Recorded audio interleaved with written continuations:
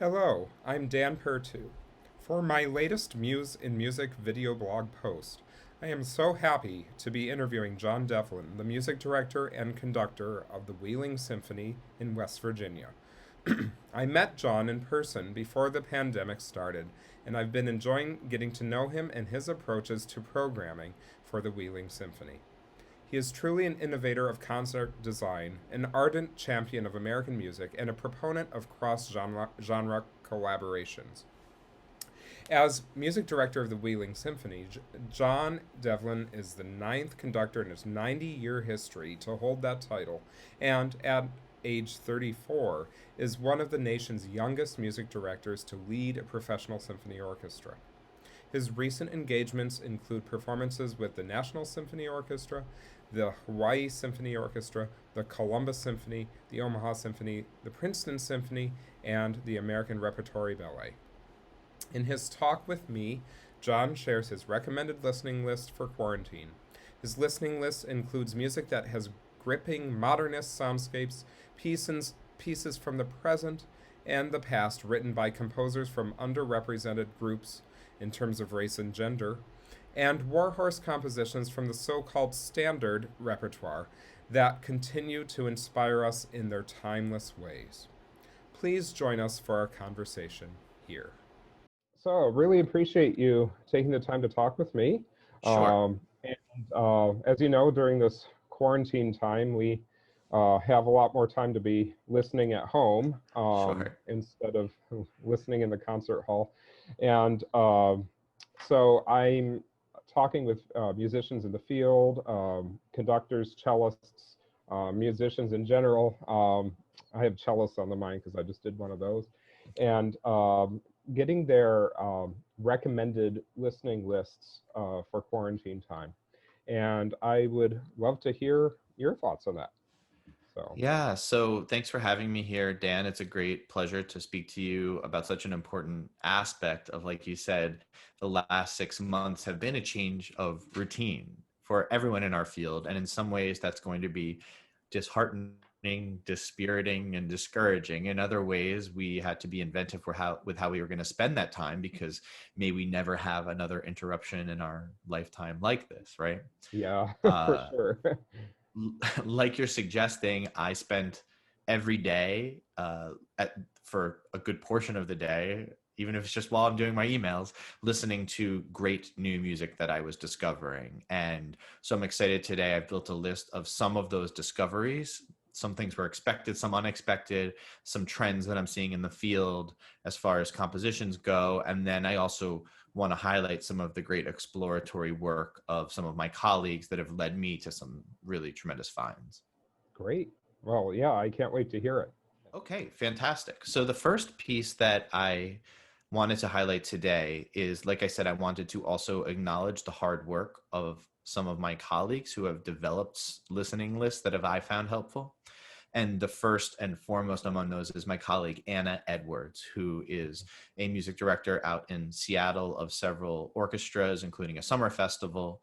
And she is an incredible proponent of composers from underrepresented communities. And she and I are on the founding team of a project called Everything Conducting. And I've teamed up with three other conductors to provide useful resources for our field and also a podcast. And one of the things that Anna did as part of the quarantine listening was she did a project called 100 Days of Socially Distanced Listening. And each of those days, for 100 straight days, starting in the quarantine's beginnings, Yeah. she identified a underrepresented composer and listed 3, 4, 5 of her favorite pieces by that composer, along with links to recordings. And so I am in the middle of listening through that entire list, but the piece that I've loved the most from that exploration so far is one I wanted to share with you. And it is by a composer named Liana Premiani, called 1001 for Orchestra and Pre-Recorded Electronics. This piece, like many of Liana's pieces, is based around the idea of the golden ratio, the golden mean, and it's about 10 minutes long. And I would describe it as a soundscape experiment with a little bit of a contrasting section in the middle. But she makes use of this idea of the palindrome, where she uses mathematical ratios rather than climactic harmonic sequences to determine the scheme and structure of the music. So you feel this really like long and slow pull towards a climactic moment, and as the golden ratio would imply, about 2/3 of the way through, and then the energy dissipates. And for me, it's just this incredibly gorgeous soundscape that's created. There is deep meaning in the world that she creates for me here, and the piece is actually based on an incredibly meaningful story that's familiar to us, which is the Scheherazade story, thus the title being 1001. Okay. And so often what the focus of the Scheherazade telling is with Rimsky-Korsakov and others is the perspective of what the stories were about. But this piece is a focus on the storyteller herself.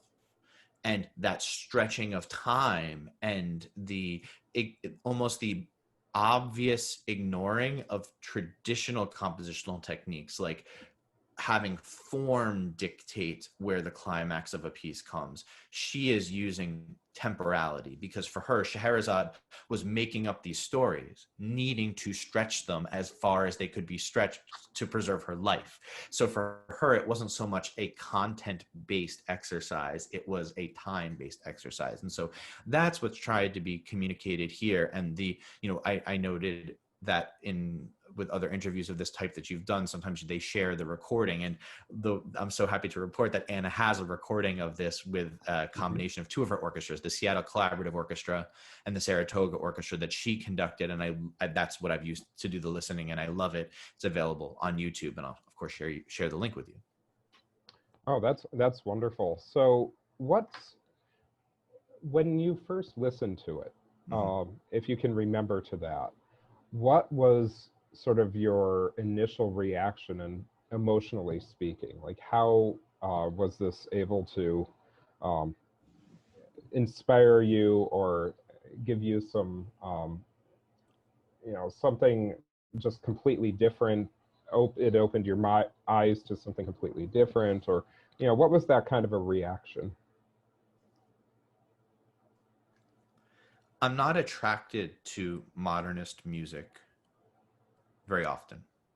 I'm talking about hyper-modernist, right? Where it is electronics and soundscapes and undiscernible harmonies and no melodic structure to speak of. And I mean, even though there is some of that in the middle of this piece. But for me, like I'm being honest about this. How often do we have time to sit down and with 100% focus imbibe new music? Very rarely. But in this project, I have it going on my computer while I'm doing other things. And immediately I couldn't type another email. I had to zoom over and focus and listen to this, because every once in a while you're going to hear creative ultra-modernist music that speaks to your conscious as an artist. And this did that for me. And so immediately it was evocative and spoke to, actually, in some ways, the quality of spirit that I felt at the beginning of quarantine. It's very, it would be kind of, I might say neo-industrial. There's just this like almost larger than life aspect, slow moving, but inevitable in terms of the way that the sound progresses, and the way the electronics are woven in puts it almost feels like desolate. And I think that there is a hopelessness here, right? The story that's being told is of a woman being held prisoner, her life held by a thread. And so the way that the piece made me feel was transported to the state of mind that she's trying to convey for Scheherazade. And then the type of sound she's creating were incredibly attractive to me as experiments.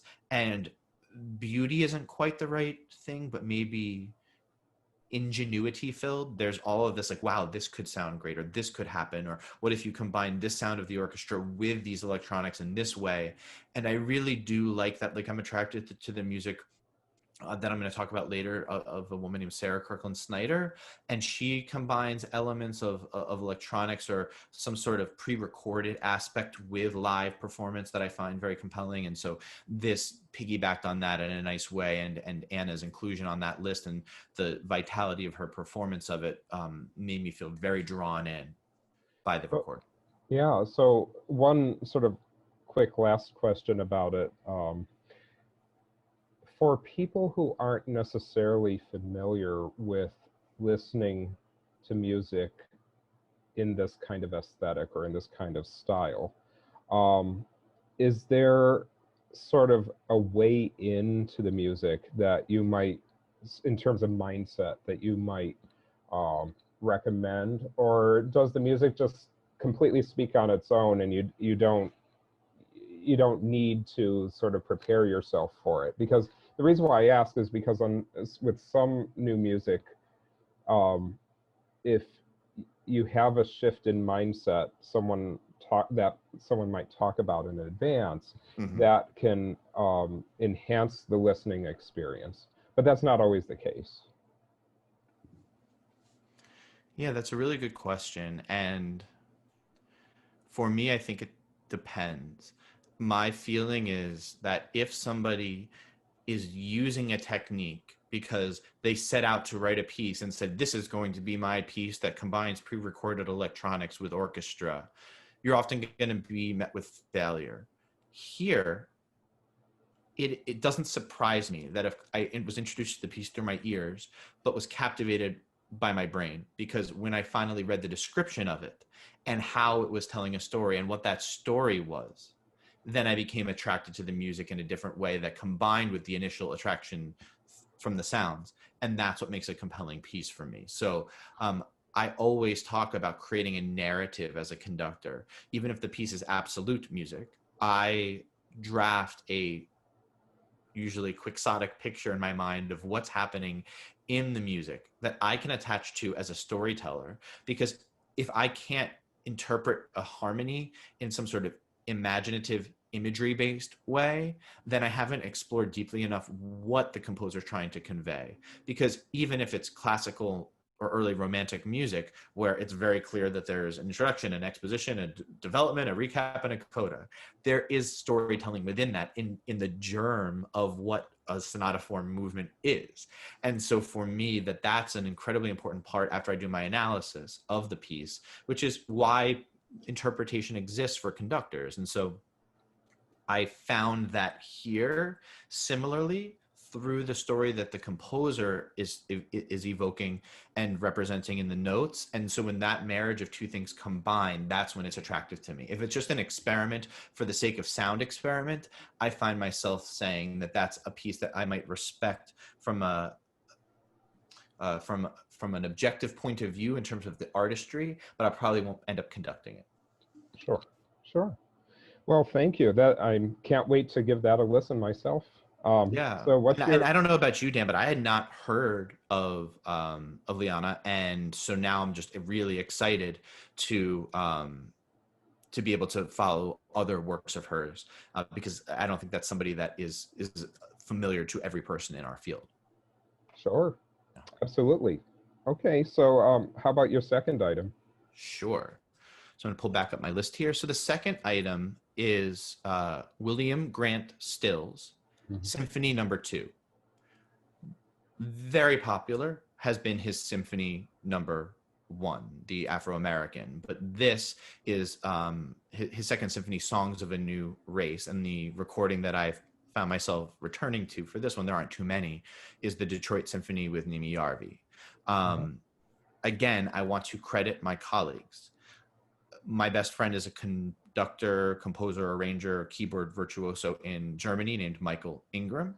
And he recommended that this piece be on my listening list for quarantine times.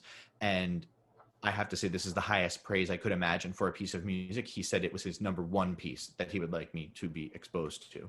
Now, of course, we are talking a lot about issues of diversity, equity, and inclusion right now. And I'm proud to say that the Wheeling Symphony is at the forefront of that in many ways. I think, especially for an orchestra of our size, next year, notwithstanding, if we can come back January 1st, our season will have 41 pieces on it, and 22 will be by American composers, 13 of them living and eight of them Black. And this is something that is very, very important for us to explore. So this piece tells the story of a man who had to fit in many ways. And especially in the first symphony, I think that's part of what he was doing while representing his people. But I learned a lot about William Grant Still, and I think his story is very compelling. He was born in 1895 in Little Rock, Arkansas, and passed away in 1978. We might as well mention that as well. He moved from Arkansas to the Northeast. And Dan, can you guess who William Grant Still's first composition teacher was? Copeland? It was Varese. Really? Isn't that wild? Oh, wow. Who would have thought? Because you would never have thought that if you know. I mean, no. I know the tip of the iceberg of his music. I'm learning more. I mean, he wrote many operas. I think he wrote 8 operas, orchestral and chamber works, and I'm exploring all of what I can now. But I would never have guessed Varese was his first teacher until I did my research into this and started listening to some of his earlier works, because scholars seem to agree that he had 3 periods in his life, similar to how we would describe Beethoven, right? And so for me, the first period is actually very ultra-modern. We mentioned that a little bit with Liana. And you can hear the influence of Varese. But by the time we get to his second kind of middle period, he describes this himself as his Negro period, because he's starting to be influenced by the jazz and ragtime elements that are coming out. And I read one article where a scholar said that in 1926, they would define his middle kind of Negro period, the darker period in his writing. And, that starts oftentimes too with his relationship with the Harlem Renaissance. He was connected to all of these types of people in the Black community who were leading artists, and he was kind of thought of as maybe their patron saint. Like I said, his most famous piece is that first symphony, which overtly describes Africa and the African American experience, although he never actually did visit the continent himself. His final period, I would call his more universal period. Again, I'm borrowing from scholarship that I've read in various places. The American Symphony Orchestra, led by Leon Botstein, did an incredible exploration of his music, and a lot of the research I did into him came from there. So his Symphony Number 2, the one that I'm recommending here, was composed in 1936 to 1937, and again called Songs of a New Race. And for me, it's really heavy on Black and folk music elements. There's blues, there's folk, like I said, Americana, certainly jazz and ragtime. And I think that, to my ear, the first composer that I draw a comparison to is Gershwin when I hear this piece. And in fact, Gershwin died the year that this symphony was premiered. So there had to have been overlap that to me sounds obvious, although I can't be certain that if Still was alive with us still, that he would say the same thing. Grant Still said that his Symphony Number 1 was a reflection back to the Black experience in America right after slavery ended, that the second symphony was one that was reflected the Black experience current day. So that would have been, just before World War II. And for me, I like to draw lines between composers, and since I'm a specialist in American music, it seems to me like the person that maybe got a lot of the influence from him was Randall Thompson. I hear a lot of Randall Thompson's affects in the music of Grant Still. And then I think that kind of bombacity combined with kind of articulated rhythm that sometimes is aligned with a Gajic accent and sometimes isn't, and kind of jolts us around, leads us to Samuel Barber eventually. That would be kind of the lineage I would draw. So like Gershwin to Still to Thompson perhaps, and then more famously to Barber, I think. So you had mentioned the universal period in Still's writing. Mm-hmm. I just wanted to clarify a little bit, because I'm not as familiar with this as you are.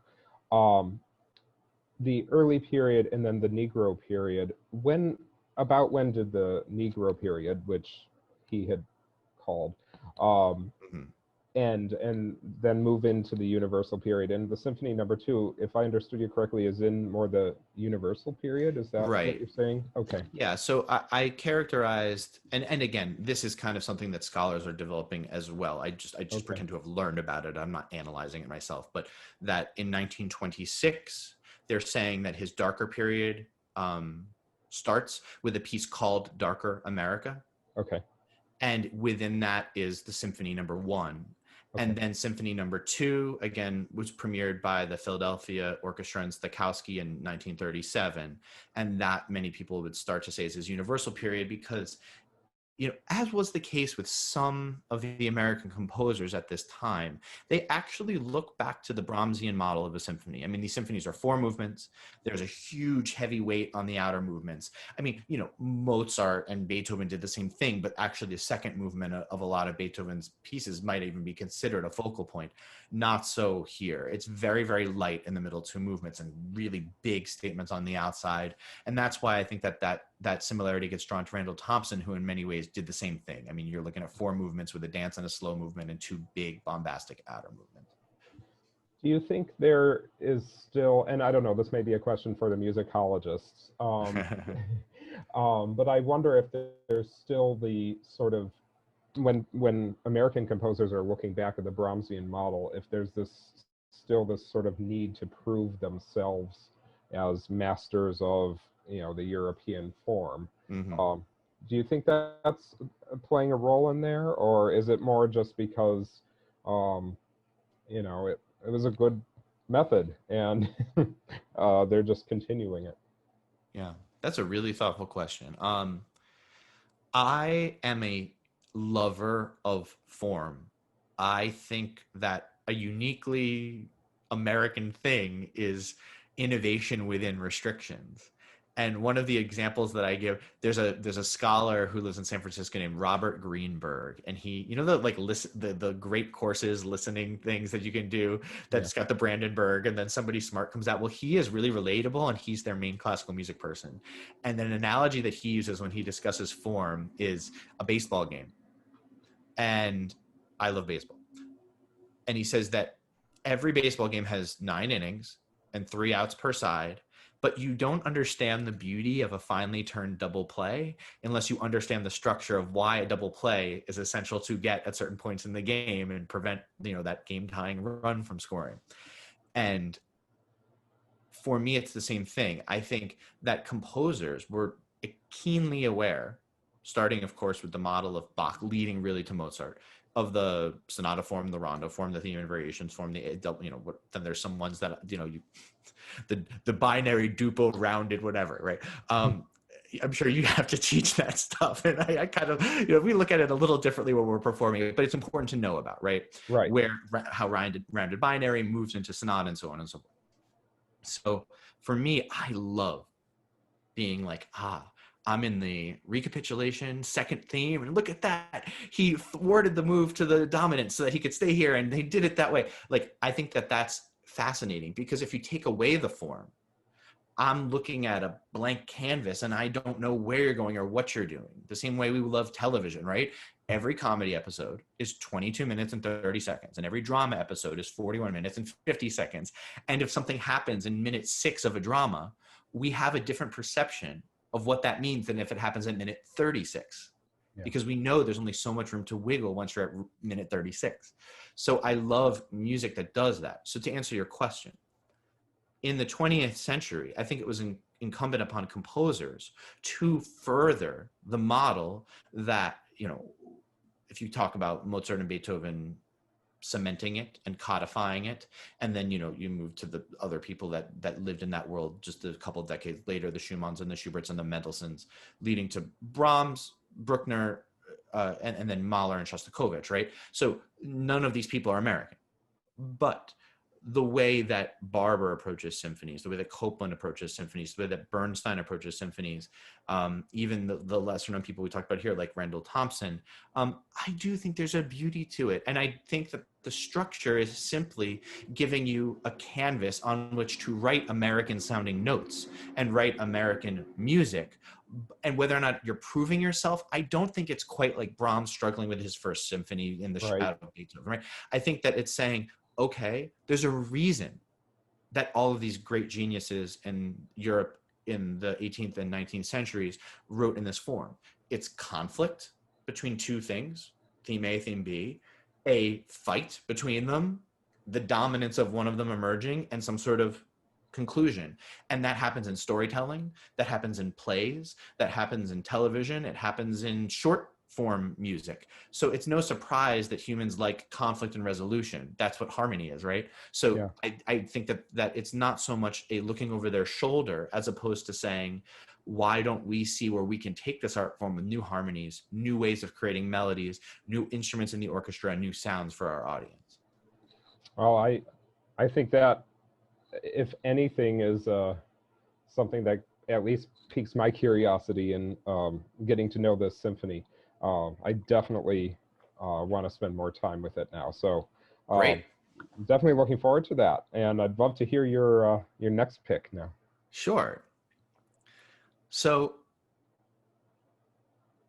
one of the things I've loved the most about quarantine time is a revisiting of the things that made me fall in love with music to begin with. Okay. You can see over my shoulder there, my clarinets are back out of the case, practicing every day. That was certainly not something I had time to do before the COVID. Singing, playing the piano, visiting. I'll talk a little bit about Bach in selection 4, but for this one, I went back to Beethoven. And I don't want to ignore, during a time where we're all being asked to explore new horizons, that we have to remain tethered to the things that brought us into this and we have a love for anyway.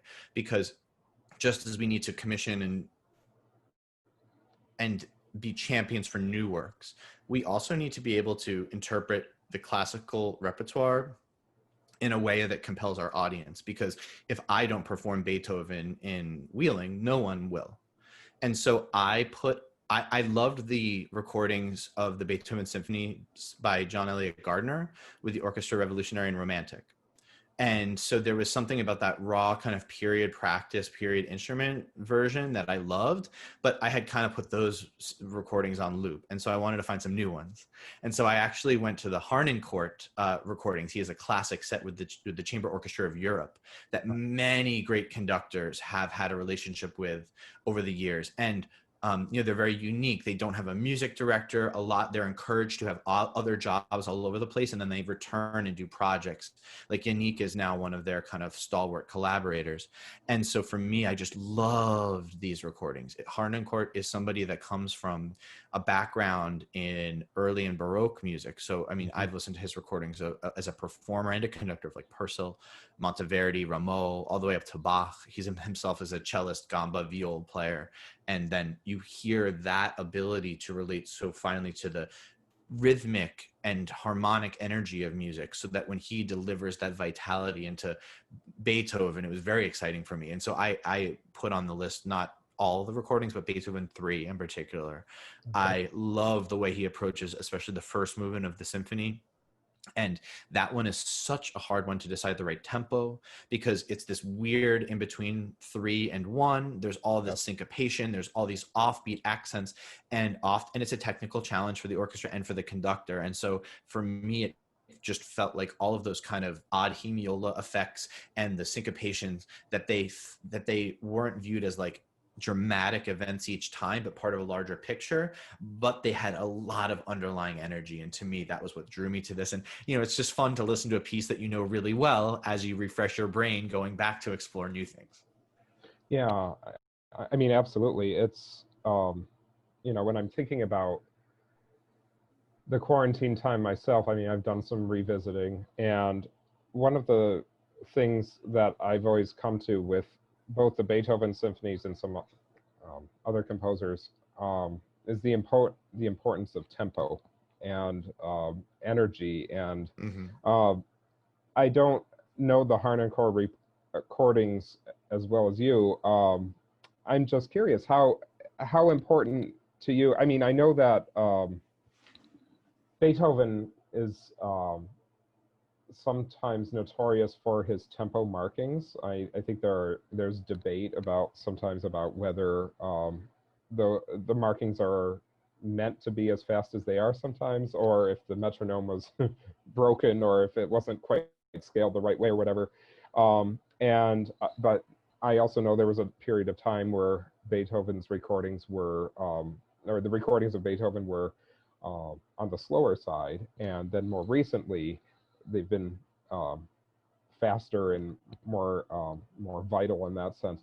Mm-hmm. So where do these recordings fall, and sort of where do you sort of fall in terms of your preferences for this tempo debate, which I think has become sort of a big issue?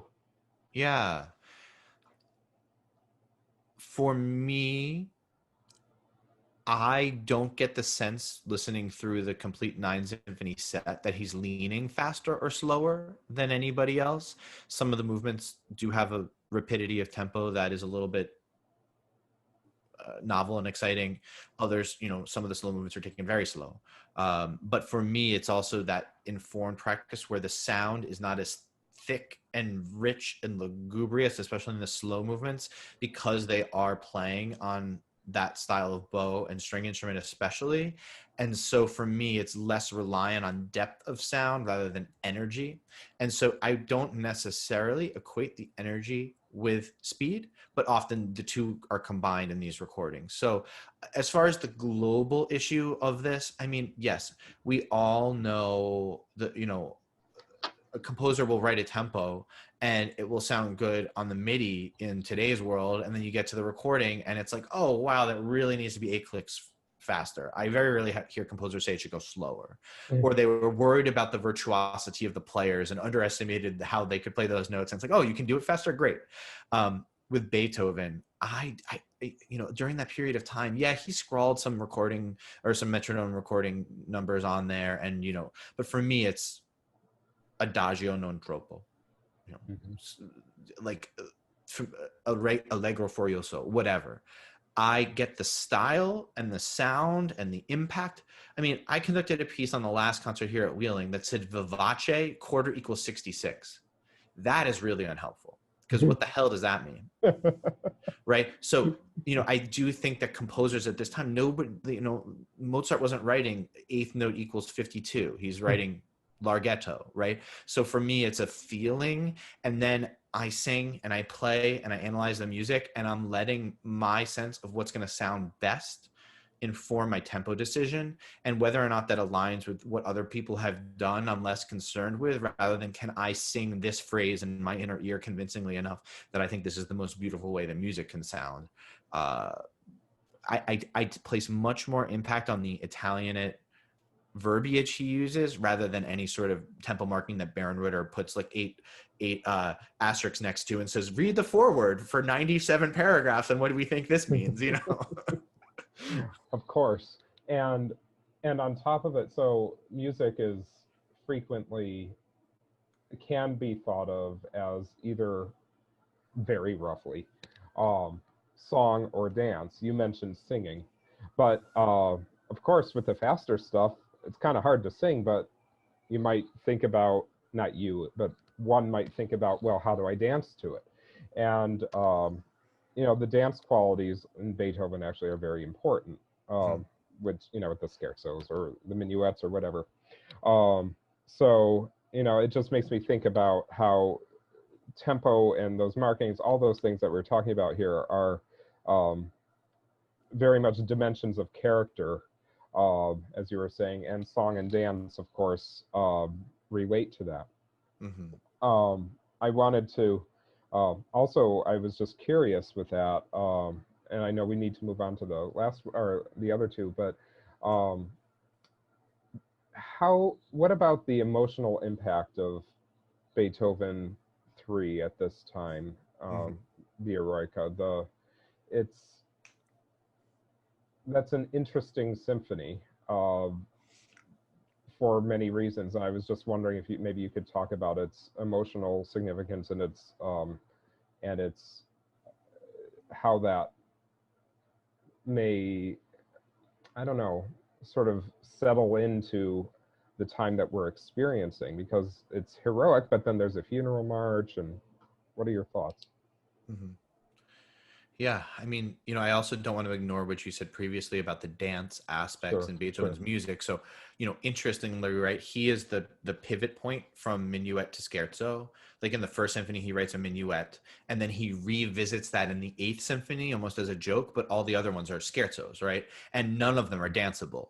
like he lets that go completely. He's the first one that you always conduct in one, even though it's in three. And so, but then you find throughout the symphonies that, the seventh, everyone talks about how it's the apotheosis of the dance, right? In the sixth symphony, there's the peasant jig, and there's all sorts of other examples throughout. So I love your example there of how song or dance can inform tempo choice. I think that's really, really a good point. To this question about the emotional impact, like, look, I'm a diplomat in the role of a music director. I'm not going to bring politics into it, but it's very interesting how art and politics intersect. And look at where we are right now. Artists, because we live in a kind of a pseudo-industrial complex around classical music here, we're beholden to these large organizations. The responses to the current administration are ones that are delayed, right? We haven't seen the Trump symphony yet. there's a different aspect of how that may unfold. And we know some artists are going to respond to that. Trump is not a liberal thinker, at least in the way that he's handling the administration. And we know so many of the artists that we love and respect are liberal in that way. So I'm looking forward to seeing that collision when it happens, because I think my job is to find the great pieces within that, no matter what place in the political spectrum they play. Beethoven is the creator, so he did not have the ability to be discerning about other people's work in that way. He needed to decide what he's going to do. He loved the politics of Napoleon as he started writing the symphony, and we all know famously he scratched that out.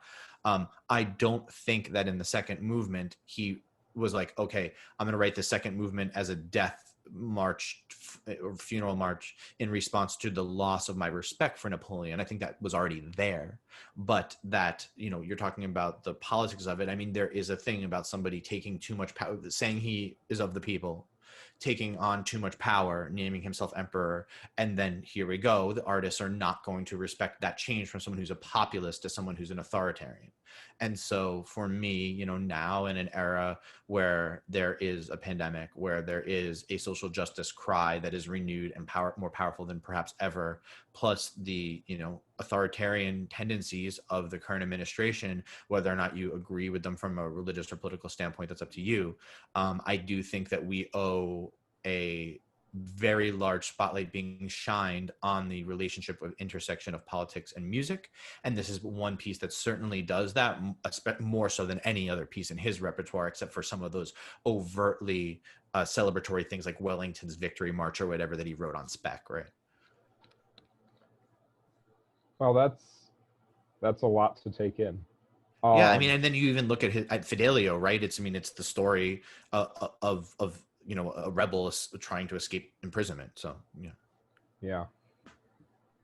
Well, not to get too far away from the listening list. Sure, no problem. I'm happy to go anywhere you want to go. No, I think that's great. I mean, as I said, it's a lot to take in, and it's something that I'll probably be thinking about over the next 5 days, and then I have to, ask you or have you come back sometime and talk more about it. So what's the next one?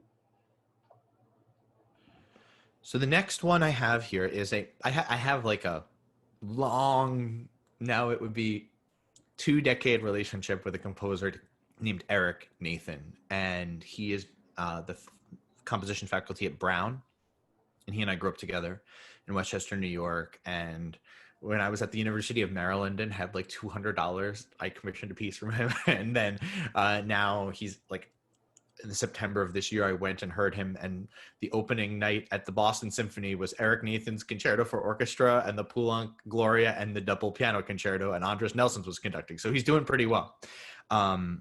It has been a joy to watch his music develop. But one thing I've really appreciated recently that he's been doing is he has a style, and I can recognize it. But he did this incredible project called Dancing with J.S. Bach. Talk about dancing. And what he did was he took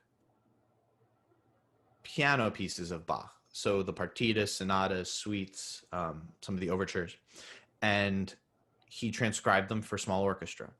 strings in one set, and then the other set is strings plus a solo oboe, which is so evocative of that Baroque style, right? So it's just an interesting experiment. And one of the things that he does is that he, in Baroque music, it's like piano, forte, piano, forte, piano, forte. He prescribes in the music all of the markings. So he tells so in the recordings, which is with Ken David Mazur, who's now the music director of the Milwaukee Symphony and the Chelsea Music Festival strings, he prescribes to them the way the line goes, where the high point is, subito gestures, forte pianos, all of the stuff that is a modern device, right? Even though you might have done it in Bach's time, it was up to the performer. Well, now that there's a conductor and the composer who's reimagining how this goes, hearing the Baroque style of music, but infused with all this very synchronized expression from the players with the crescendos and fermatas and all the different things. It's really exciting. And so I've really enjoyed listening to that. And I don't have a particular recommendation of where to start, because once you listen to the first one, there's like, you're just going to finish it. It's such a great album, and it's so evocative. And so for me, that was a really great thing to start embracing. And, should the season unfold next year, we're going to be doing some of that music here at Wheeling next year. So can you explain a little more about, I'm not familiar with the piece, Dancing with J.S. Bach. So is it multi-movement? Is it one movement? How does it all work? And great question. There's two sets. So there's set one, which is just the strings, and set two, which is strings, and they add the oboe. And off the top of my head, I think there's 6 in each. And so each one is a movement of a piano work, keyboard work, not piano, by Bach, and then the transcription for orchestra. So there's maybe 12 movements divided into 2 sets, and each thing is between like 2 and 6 minutes. Oh, okay. Yeah. Is it, so what's sort of the nature of Eric's voice relative to the voice of Bach? Because whenever you have contemporary or modern, whatever, composer who is then engaging with material from the past, there's always going to be this interaction across time. And how does that play out? And how does it play out? Yeah, and I'm just pulling up the recording here because I want to tell you the right thing, right? So there are 6 movements in the first set and 5 in the second set. But that's how it is arranged. And your question is a great one. I think I will say that the highlight for me in terms of the answer to what you're asking is that influence where he actually makes the interpretive decisions around this music for us, right? So there's like this guide with things that Bach didn't have in the piece that he's infusing it with so that the performers would look at it the way they would look at a Rachmaninoff part or a Mahler part. He doesn't change the notes of the music as much as he does inform it with these great orchestrational choices, right? Because that's what you would imagine. It's like, it would be very easy just to put the left hand in the cello and bass the whole time and the right hand in the other, but he actually is quite imaginative. And then when you hear, what a great decision, right? To add the solo oboe into that mix. So that's where I'm hearing his voices, because when you're doing transcriptions, there's every once in a while he's adding in a little figure here or there, but for the most part, it is authentic to the notes that Bach wrote. So for me, it's those interesting orchestrational and interpretive choices that infuse Eric's voice into the mix, because it doesn't sound like anything else Eric has written. Oh, okay. So then, it would, in some senses, it would be an interesting way into his oeuvre, right? Because it is so different, as you just said, as compared to what he's written. For people who don't necessarily know his work. Right. But by the same token, it certainly has a level of accessibility. If you're used to listening to Bach and you love Baroque music, then it's a very different take on it, but by the same token, it's very familiar. So Right. So I think this would be a great entry point. And then, two pieces that I worked with him on that I think would be further entry points would be Icarus Dreamt and Glimpse. Those are two pieces that I really enjoyed. And then, I mean, the maturation of his style. I mean, what is he, 35 or 36 or something, but maturation, but the Concerto for Orchestra, then that I heard at Boston Symphony is kind of like the pristine example of what he can do when he tries to artfully craft a new work rather than tell a story overtly through it like he did with Icarus Dreamt. But he also, he did a piece called a Dance Suite as well. So there is a little bit of an infusion of this project here with Bach, dancing with Bach. He does like a little theme for today, some of that dance style music too. Wonderful. Yeah. So, okay. So how about your fifth? Oh yeah. So I was so excited for choice number 5 because my favorite composer living, Shostakovich, my favorite composer dead, is Sarah Kirkland Snyder, who lives in Princeton, New Jersey. And I fell in love with her music through a piece called Penelope. It is for a small mixed chamber ensemble, a vocalist, some pre-recorded stuff, and then like in that mixed ensemble is like a drum set too. It's like it's rock elements, indie elements, and you remember the first piece it talked about the Scheherazade-based story 1001? Yeah. Penelope tells in a kind of abstract way the story of the Odyssey, but from Penelope's point of view. So you only in the Odyssey get back to Penelope 80% of the way through when he's about to return, right? But here it's like, well, what were those years like for her at home? And that music transfixed me. And Sarah, has skyrocketed in terms of her accomplishments. And just now, like, she was part of this amazing project by the New York Philharmonic to commission almost 24 female composers in recognition of the women's suffrage movement, which celebrated its anniversary this year. And so I was going to go to New York Philharmonic and hear the launch of her piece, but then of course they had to cancel the concert.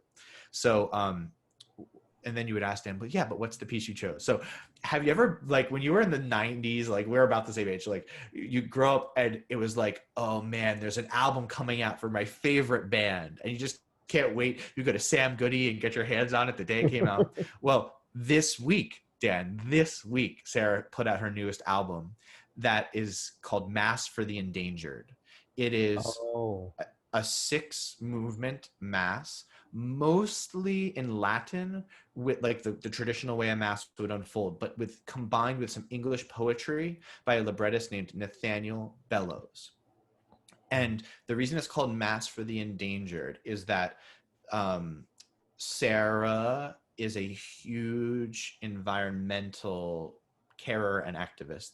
And this is her tribute to nature. This is not a hymn to God. It's a hymn to her divinity, her deity, which is the world, the earth, and the, horrendous abuse of that resource, of that pristine resource that our society is delivering into the environment and atmosphere every day. And so she cares so much about this. And so for me, like, I wouldn't recommend this to the listeners, but I was a Latin major in college and I grew up Catholic. So for me, a mass in Latin, not only do I understand all the words, but they have a deep religious and societal impact for me. Like, I mean, I was an altar boy. I worked at the church. Like, I know that life. And so for me to hear this piece by my favorite composer that is saying something new about the Mass, about how it could relate to the world, but also using those texts that have become so embedded in our society. There's a Kyrie, a Gloria, an Alleluia, a Credo, a Sanctus Benedictus, and an Agnus Dei. And so it's like, that's straight up like what Beethoven or Mozart or Haydn or the Requiem Masses notwithstanding, they have a different structure. So it was really beautiful to hear. And then one of my other favorite composers is Arvo Pärt. And I'm texting with Sarah about the piece, and to me, it's just so obvious that Arvo Pärt's like Te Deum is something that she's listening to and inspired by this. But I also hear Palestrina. And I hope that I have not cleared this with Sarah, but I also hear Caroline Shaw in there, a piece like her Entr'acte or her piece And So, that kind of really soaring, beautiful, mixed vocal motion. And it sounds like a really small choir to me, like maybe 16 people, but every one of them is virtuosic. So it's really beautiful to hear for me. And yeah, I just want to make sure I credit the right people. So Gabriel Crouch is the conductor, and Galleon Contis is the vocal ensemble that I believe is based over in England that recorded this album. And so it's on Spotify, it just came out this week, and it's like a must listen right away for people that are interested in this sort of thing.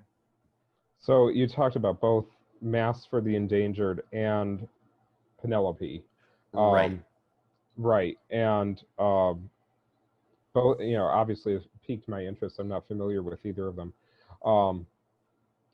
I have to say, I mean, thinking about these times, these are very, the pandemic, everything, it's very emotionally trying times. We've covered, pandemics, we've covered politics a little bit. Right now, the times are just, they're difficult and challenging, and then on top of it, you have the environment. How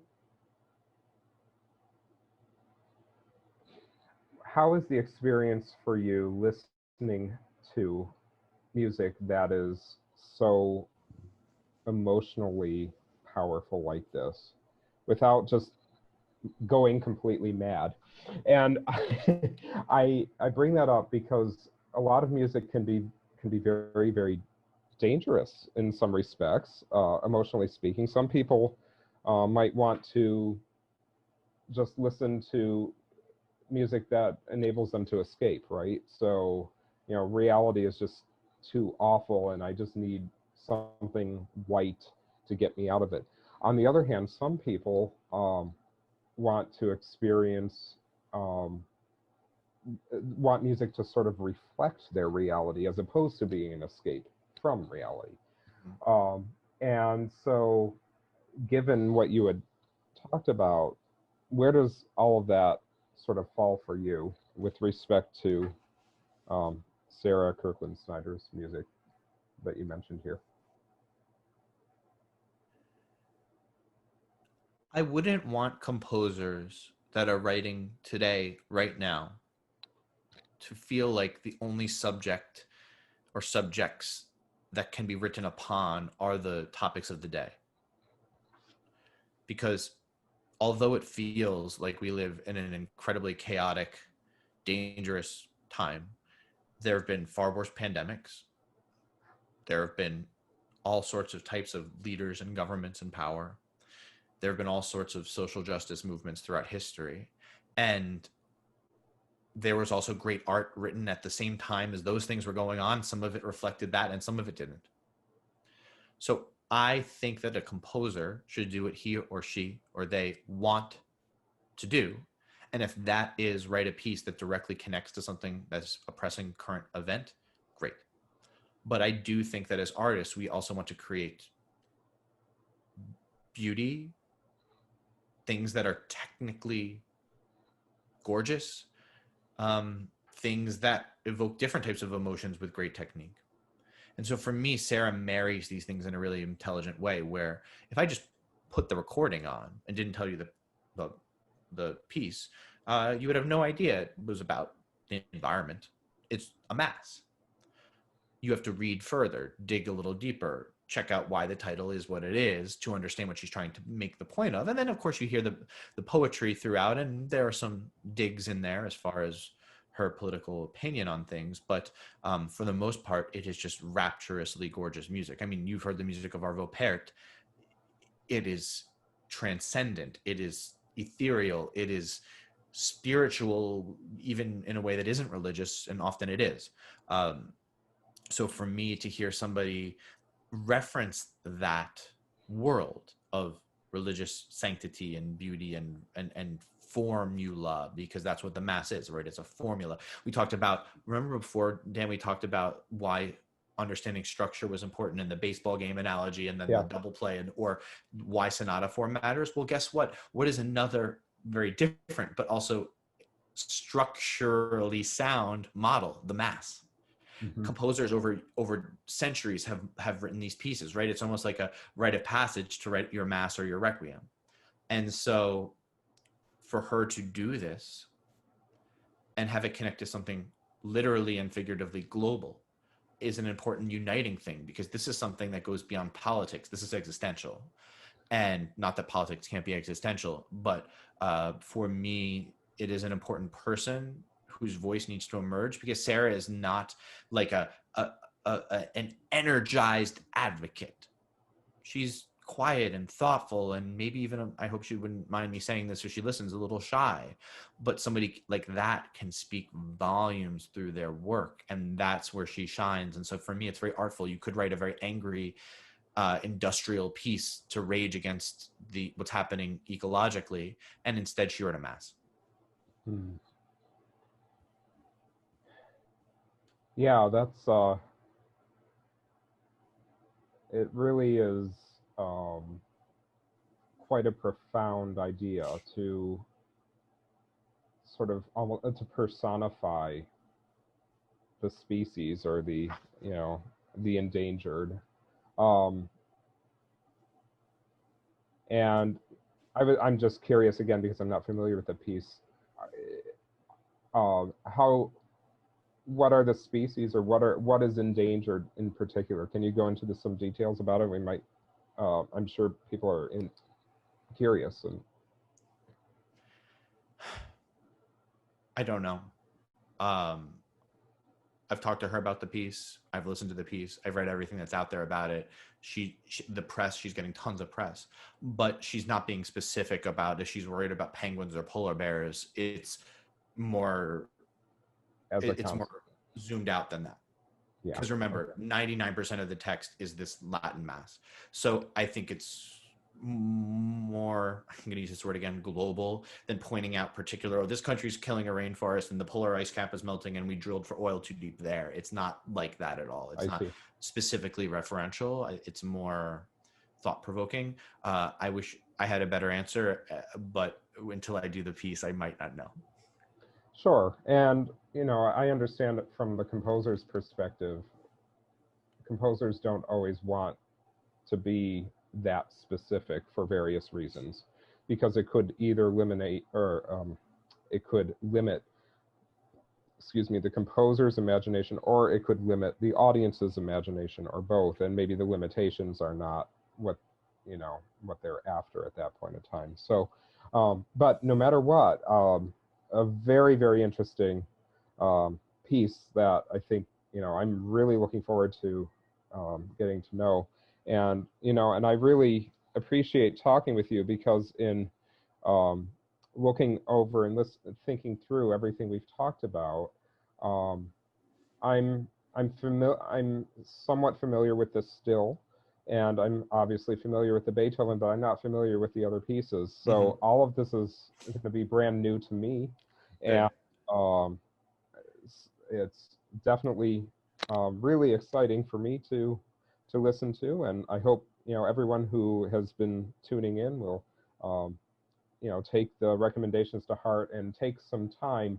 The pandemic has given some of us some gifts, even though a gift is a weird way of thinking about it, but there's some gifts, and for some people it's the gift of some extra time that they may not have. And so I think this would be a wonderful way to use some of that time before we actually get back to our individual rat races, so to speak. Yeah, that's really well stated. I think that, it's incumbent upon us as people, like you have so much influence within the school that you teach at, and you talk to me about the various responsibilities you've had there, including as a conductor and programmer, and an administrator, and a teacher, and a composer, and your wife, right? And then,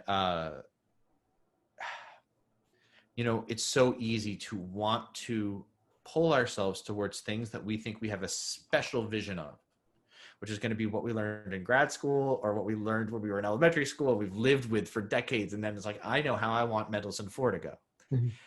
But as you know, and you are a modern composer, you depend on people in positions like mine to evaluate music that was written yesterday, right up there, and just as importantly as against music that was written in 1774, and present what we think is the very best and be authentic to ourselves as programmers. So I think that what you're doing here is a very interesting thing to explore.